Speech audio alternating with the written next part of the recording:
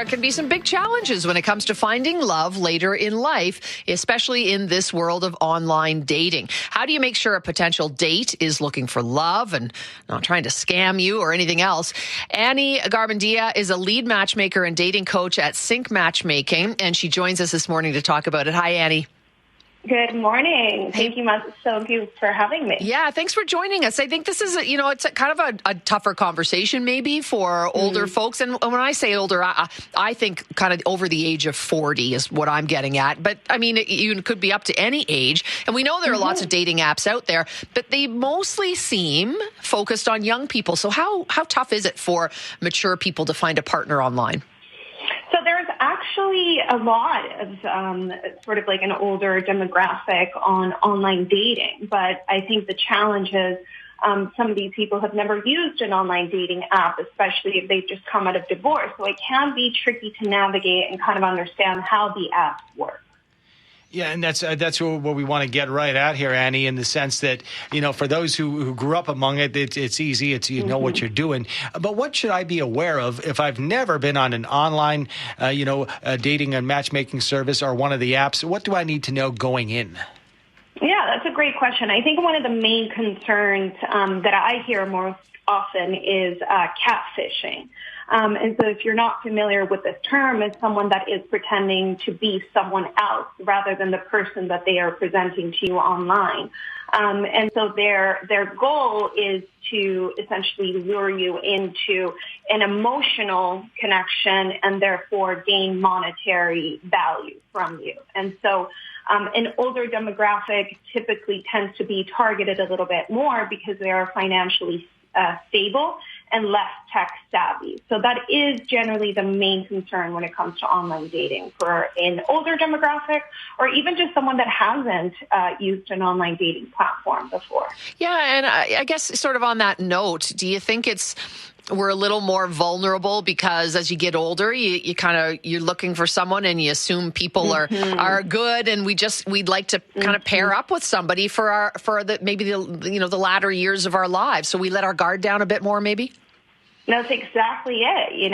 Especially if you've been through a divorce, you're a little bit more vulnerable. Or even if you haven't been in a relationship in a really long time and you find someone that you connect with online, especially when it's an emotional connection, then absolutely you are way more vulnerable.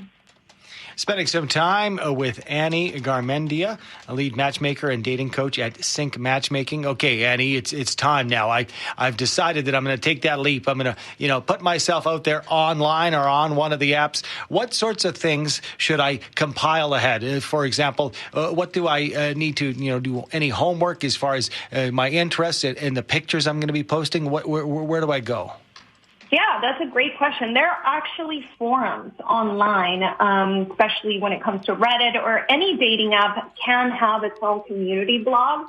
So I really suggest if it is your first time exploring online dating to fully educate yourself and understand that there are people that are going to be on these apps that are targeting a vulnerable demographic. So starting with doing your homework, but also not being afraid of doing online dating because it is a fantastic tool to expand your network of people that you might have or might have not met. And there are great people online.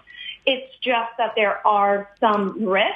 But if you do educate yourself on the matter, then I think that it can be a fantastic tool for any age demographic to meet a potential love interest. Annie, your chance to toot your own horn up. Who are on your website are legit? That's a great question. And that's really the secret to matchmaking. It's in the vetting process. So we've had clients in the past who have done online dating and unfortunately have gotten scammed. So they are no longer on dating apps and they are looking for a safer alternative, which matchmaking is a great alternative to that. So we do online searches as well. So we do the LinkedIn. We verify that everyone that we're talking to is real.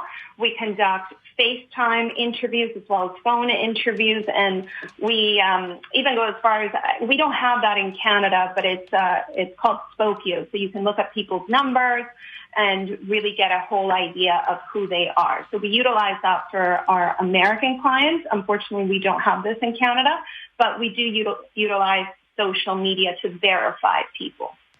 Okay, aside from the business models and in the online world, where do you think, Annie, is a good place for singles to meet and mingle? Because I think even the nightclub scene is not what it used to be maybe 15, 20, 30 years ago. Where in real life, should people be, frequenting? That's a great question. I always say, pursue your hobbies and find a group. Pickleball is becoming a really big thing. There are tons of groups on Facebook that you can join and start meeting people through your hobbies. You can also join meetup.com. That is also a fantastic resource to meet more people and not necessarily lean into dating, but more meeting people in real life and potentially meeting someone there that can be a love interest. Love it. All great ideas. And of course, we'll send people to Cinqe.com, Cinque, Cinqe.com. Thanks for joining us, Annie, and giving Thank you so much. Potential lovers a little hope out there.